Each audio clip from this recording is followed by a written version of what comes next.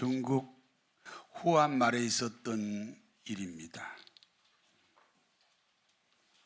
맹민이라는 사람이 시루를 지게 지고 가고 있습니다. 맹민이라는 사람이 시루를 지게 지고 길을 가다가 시루가 땅에 떨어졌습니다. 시루가 산산조각이 났습니다. 사실 조금 전에 깨진 시루는 맹민에게는 전 재산입니다. 그런데 맹민은 땅에 떨어져 산산조각난 시루를 뒤돌아보지 않고 가던 길을 그냥 갑니다. 이와 같은 광경을 보고 있던 곽태라는 사람이 맹민에게 묻습니다. 여보게, 자네 시루가 떨어져 산산조각이 났네. 맹민이 대답합니다. 예, 알고 있습니다. 그때 곽태가 다시 묻습니다. 아니, 그러면 자네 재산이 모두 날아갔을 텐데 왜 뒤돌아보지 않나? 맹민이 뒤를 돌아보지 않고 가던 길을 그냥 가는 것을 두고 파증불고라고 합니다. 빼뜨릴 파, 시루증, 안입을 돌아볼 고입니다. 이미 시작된 불행은 엎질러진 물과 같다는 겁니다. 그러므로 뒤돌아보지 않는다는 뜻입니다. 살다 보면 과거의 실수나 놓쳐버린 기회에 대하여 자책하거나 아쉬워할 때가 있습니다. 요셉의 형들은 동생 요셉을 은 20에 팔아먹었습니다. 그러므로 요셉은 애굽 나라 바로 왕의 시대장 보디발의 노예가 됐습니다. 요셉 입장에서는 분통이 터질 만큼 억울한 일입니다. 그러나 요셉은 노예 신분이라는 현실을 받아들였습니다. 그러므로 노예인데 노예 같지 않습니다. 주인 보디발이 보니까 참 이상한 노예입니다. 그래서 가정총무가 됐습니다. 노예를 관리하는 노예가 되었습니다. 파증불고입니다. 요셉은 노예 신세도 분통이 터질 만큼 억울한 일인데 이제는 누명을 쓰고 감옥에 갔습니다. 이 감옥이 몇 년 있다 나오는 감옥이 아닙니다. 종신형 감옥에 갔습니다. 요셉은 죄수 신분이라는 현실을 또 받아들입니다. 감옥소 소장이 보니까 참 이상한 죄수입니다. 죄수인데 죄수 같지가 않습니다. 그래서 감옥소 죄수를 관리하는 사무장이 됐습니다. 주어진 현실에서 형통함을 찾는 요셉입니다. 파증불고입니다. 사람이 자기 인생을 살다 보면 자신이 원하지 않는 환경이 찾아올 때가 있습니다. 원하지 않는 환경을 재빠르게 받아들이는 이 파증불고가 어떤 마음입니까? 한번 따라서 하세요. 애통하는 마음입니다. 애통이라는 말은 슬퍼하며 고통스럽다, 그런 뜻입니다. 진짜 슬퍼하고 진짜 고통스러우면 표현을 할 수가 없습니다. 슬프다 하는 것은 아직 덜 슬픈 거예요. 힘들다 하는 것은 아직 덜 힘든 거예요. 진짜 슬프고 진짜 고통스러우면 표현을 할 수가 없습니다. 그와 같은 요셉의 마음이 파증불고입니다. 그리고 파증불고야말로 애통하는 마음입니다. 거지 나사로가 있습니다. 집이 없습니다. 부모나 일가 친척도 없습니다. 그래서 부잣집 대문간에 살고 있습니다. 옷 한 벌로 일생을 보냅니다. 우리는 어떻습니까? 계절마다 여러 벌의 옷이 있습니다.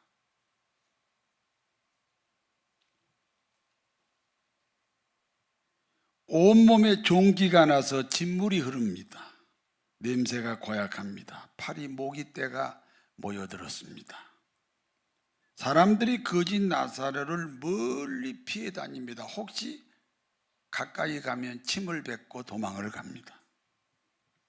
거짓 나사로는 주인이 먹고 버린 음식 찌꺼기를 먹습니다. 본시 음식 찌꺼기는 개나 돼지가 먹습니다. 저는 시골 출신이라서 잘 압니다. 옛날에는 집집마다 다 돼지 한 마리, 개 한 마리를 키웁니다. 왜냐하면 음식 찌꺼기가 아까워서 그 돼지를 먹이고 개를 먹입니다. 어떤 집은요, 식구가 자식이 7명이에요. 그럼 7명이 다 마당에다가 똥을 쌉니다. 그럼 그 똥을 다 개가 먹습니다. 그래서 똥개입니다.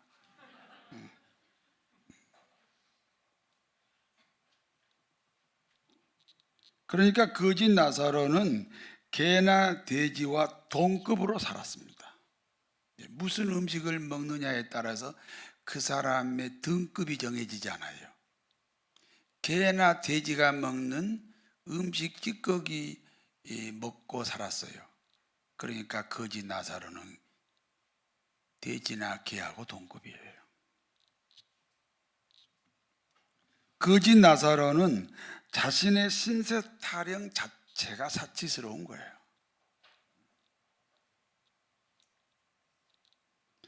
어느 날 거짓 나사로에게 전도지 하나가 바람에 날려왔습니다. 인간이 죄인이라는 겁니다.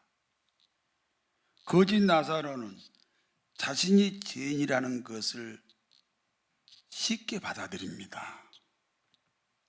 반대로 부자는 자신이 죄인인 것을 인정할 수가 없습니다.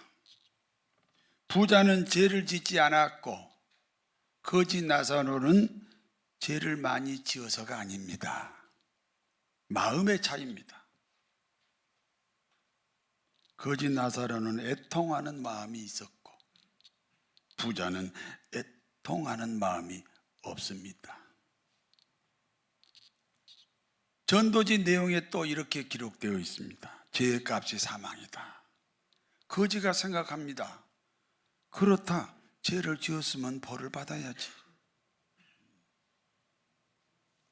그런데 그 다음 얘기가 더 중요합니다. 예수님은 당신의 죄값으로 십자가에 죽으셨다. 그러므로 그 예수님을 마음으로 영접하라. 거짓 나사로가 영접하지 않을 이유가 없습니다.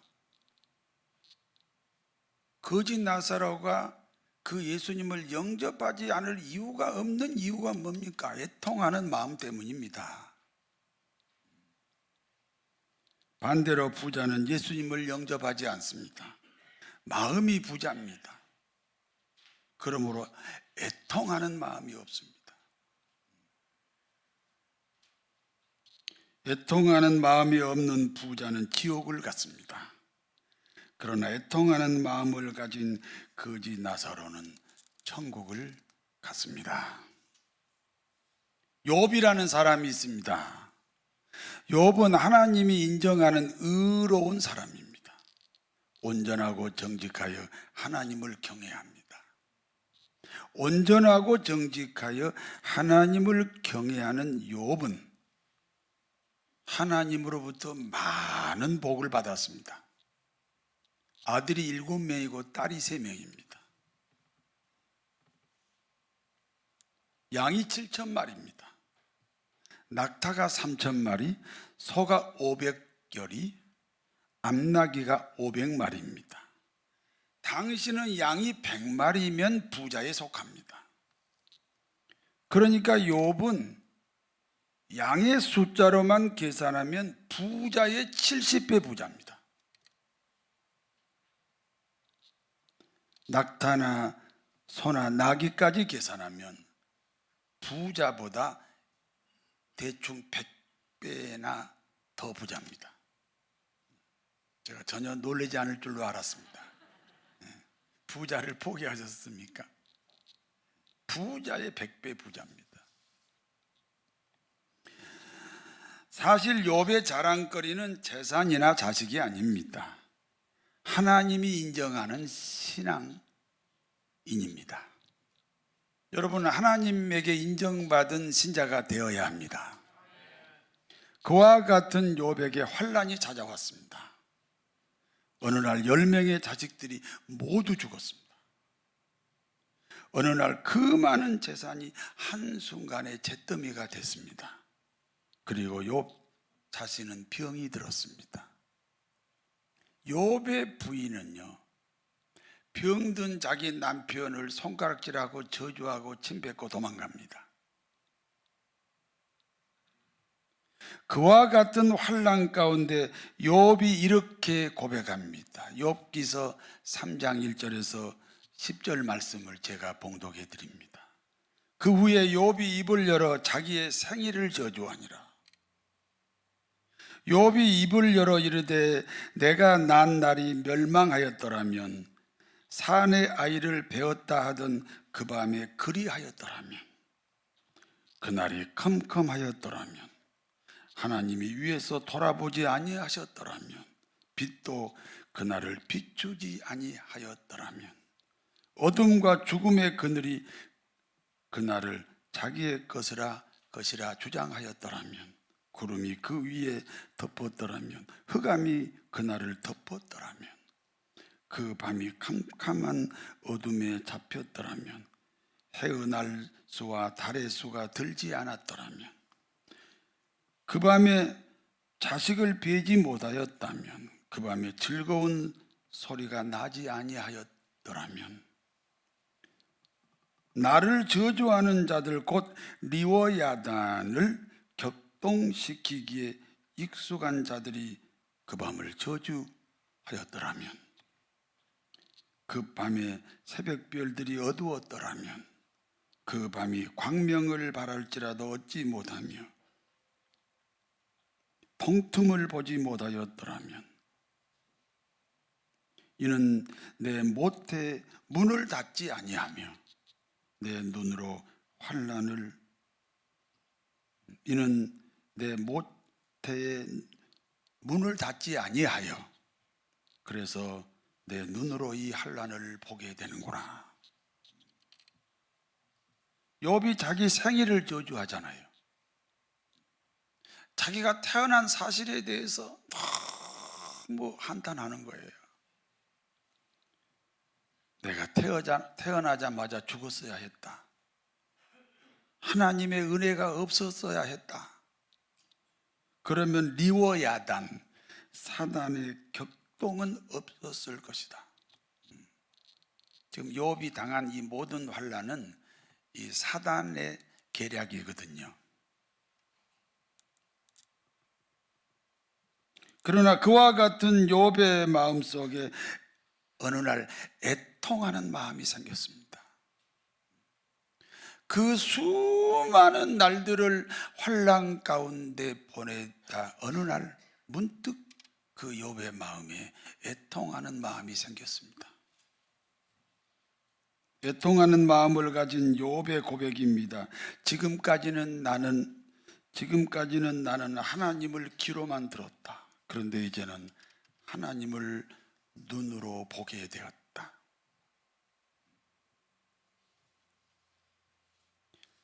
그와 같은 환난, 그와 같은 고통 가운데에서 욥이 신앙을 버리지 않는 것은 욥 자신의 의로움이 아니라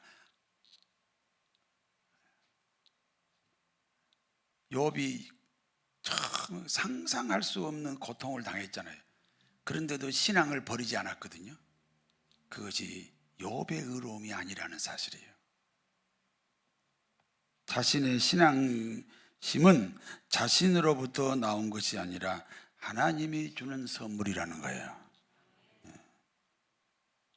여러분, 예수님을 믿습니까? 그 믿음이 하나님이 준 선물이라는 거예요.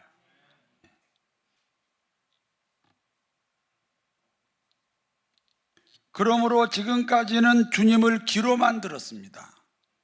그러나 이제는 주님을 눈으로 보게 되었습니다. 이데올로기 신앙이 아니에요.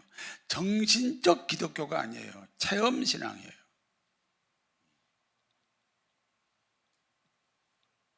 하나님 살아계시거든요. 옆에 사람이 현존한 사람이듯이 눈에 보이지 않지만 하나님이 현존하시는 거예요. 그분이 우리 생사고락을 다 알고 계시고 다 보고 계시고 우리가 기도하면 다 듣고 계신다는 거예요. 체험 신앙입니다. 드디어 이 욥에게 애통하는 마음이 생기면서 욥의 신앙이 정신적 신앙에서 체험 신앙으로 바뀌었다는 겁니다. 애통하는 마음을 가지면 하나님의 위로가 있습니다. 욥은 하나님이 다시 갑절로 회복합니다. 양이 7,000마리인데 이제 14,000마리가 됐습니다. 낙타가 3,000마리인데 6,000마리가 됐습니다. 소와 나귀가 각각 500마리인데 각각 1,000마리가 됐습니다. 자식과 아내까지 갑절의 복을 받았습니다. 사람은 갑절의 복이라는 게 질적인 복입니다. 오늘 예배를 통해서 더 질적인 향상된 그런 믿음이 되시기를 바랍니다. 애통하는 마음이 중요합니다. 나라를 위해서 애통하는 마음이 있어야 됩니다. 얼마 안 있으면 대통령 선거입니다. 그런데요, 참 우리나라는 변동이 없습니다. 보수는 보수 프레임에 빠져가지고 무조건 진보는 다 잘못된 거고, 또 진보는 또 진보 프레임에 빠져가지고 보수가 다 잘못된 것이고. 그래서 우리 젊은 사람들이 2030이라고 그러잖아요. 프레임이 없는 시대입니다. 오히려 어른들이 지금 이 젊은이들에게서 배워야 됩니다. 나라를 위해서요, 이편저편 하지 말고 애통한 마음을 가지셔야 됩니다. 교회를 위해서 애통한 마음이 있어야 됩니다. 내 신앙에 대해서도 애통한 마음을 가지셔야 됩니다. 내게 맡겨진 사명에 대해서 애통한 마음이 중요합니다.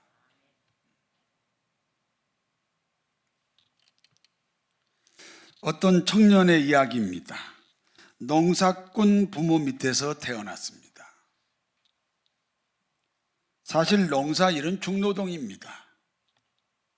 지금은 많이 기계화됐지만 옛날에는 이 농사일이 정말 1 더하기 1입니다. 잘 이해가 안 되세요? 그래서 농사일을 가리켜 인골이 빠지는 일이라고 합니다. 그렇기 때문에 농사일은 어려서부터 체질화되어야 합니다. 그런데 내가 소개하려고 하는 그 청년은 농사일을 매우 싫어했습니다. 그래서 대기업에 취직을 했습니다. 직원들과 등산하는 날 아버지 소천 소식을 들었습니다. 그 청년의 평생 소원이 부모에 효도하는 거거든요. 그런데 아버지에게 용돈 한 번 드리지 못한 채, 식사 한 번 대접해 드리지 못한 채 아버지와 이별을 해야 했습니다. 아버지 장례식장에서 불효자식이라는 자책감 때문에 통곡을 하고 울었습니다. 그런데 그 통곡이요, 애통하는 마음이 아니었습니다. 왜냐하면 이제 한 분밖에 없는 어머니에게 여전히 효도를 못합니다. 그 애통하는 마음이 이게 중요하거든요. 그렇게 통곡하고 울었는데 왜 이제 남은 어머니에게 효도를 못했습니까? 애통하는 마음이 없는 거예요. 어느 날 어떤 사람의 설득으로 사업을 시작했습니다. 그 청년이 사업을 시작하고 얼마 있지 않아 심한 불경기가 왔습니다. 이른바 석유 파동입니다. 시골에 있는 논밭 팔아서 사업을 했는데 부도가 났습니다. 세상으로 말하면 실패한 인생입니다. 가문에서는 폐류나 소리를 들어야 합니다. 그래서 쫓기듯이 기도원으로 갔습니다. 새벽에 하나님의 음성을 들었습니다. 사람은 누구든지 거듭나야 한다는 말씀입니다. 모든 사람은 죄인이다. 그리고 죄의 값은 죽음이다. 그러므로 예수님의 죽음과 함께 죽고 예수님의 부활과 함께 다시 살아야 한다. 거듭나야 한다.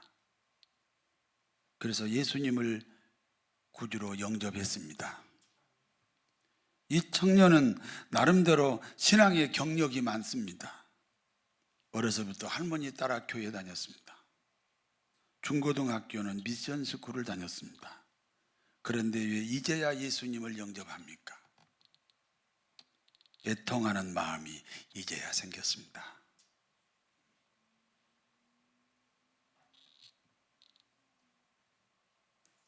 거듭남을 경험한 청년은 두 가지 갈림길에서 방황을 했습니다. 사업을 해서 가문을 일으켜야 한다는 일이 첫 번째입니다.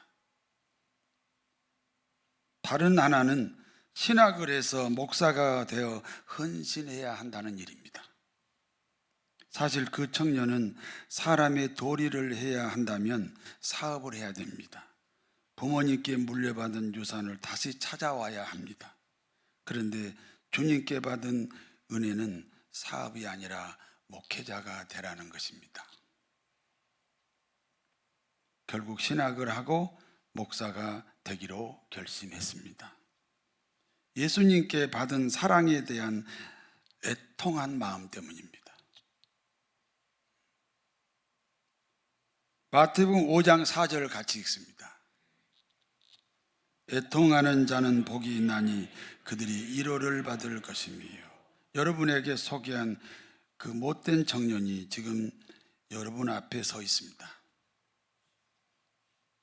애통하는 마음 하나 붙잡고 34년을 이곳에서 목회를 하고 있습니다. 더 좋은 목사가 되고 싶다. 더 교인들에게 본이 되는 목회를 하고 싶다. 그래서 정말 34년 동안을 애달품을 가지고 살아왔습니다. 산기도, 금식기도. 저는 월요일 날을 쉬어본 적이 없습니다. 휴가도 가본 적이 없습니다. 제가 무슨 의로운 사람입니까? 아닙니다. 애통한 마음 하나 때문입니다. 그리고 그 애통하는 마음 하나 가지고 34년을 목회했는데 헤아릴 수 없는 하나님의 위로가 있었습니다. 나 같은 죄인 살리시 주내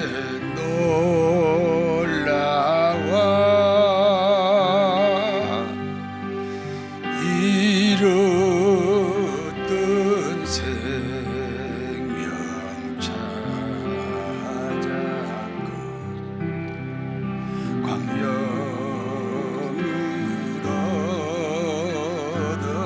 얻었네. 이 찬송은 내가 예수님 만났을 때에도 불렀고 지금도 여전히 눈물을 흘리면서 부르는 노래입니다. 애통하는 마음이 중요합니다. 모세는 애굽 나라 왕자 신분입니다. 가만히 있으면 부귀영화가 보장된 사람입니다. 애굽 나라 왕이 되면 이스라엘 민족을 쉽게 해방시킬 수도 있습니다. 그러나 모세는 자신이 이스라엘 노예 민족인 것을 알았습니다.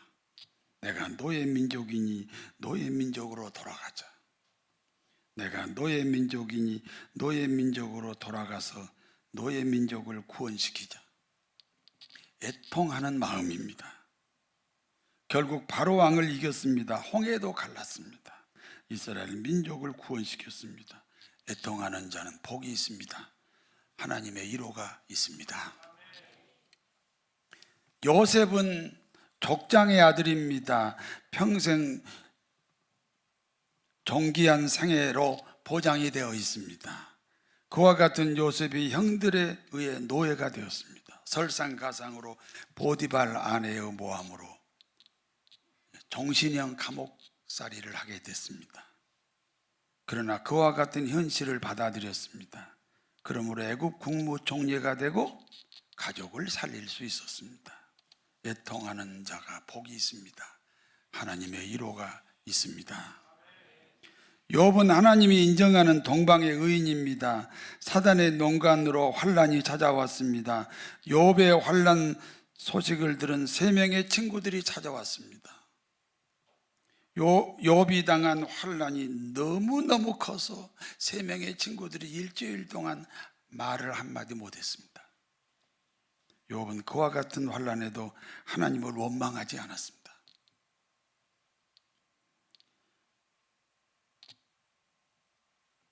하나님을 원망하지 않는 것이 애통한 마음입니다. 그랬더니 하나님이 갑절로 회복시켜 주셨습니다. 애통하는 자는 복이 있습니다. 하나님의 위로가 있습니다.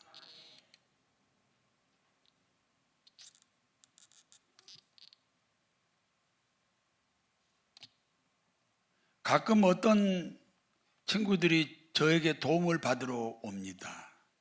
세상 사람들이 이제 노숙자라고 하는 사람들입니다. 저는 그때마다 그 노숙자에게 도움을 주면서 한 번도 내가 목사라고 생각해 본 적이 없습니다. 내가 같은 노숙자다. 같은 노숙자다. 그런 입장에서 제가 도와주는 거지. 목사의 자리에서 도와주면 돈 가지고 지배하는 것이지요.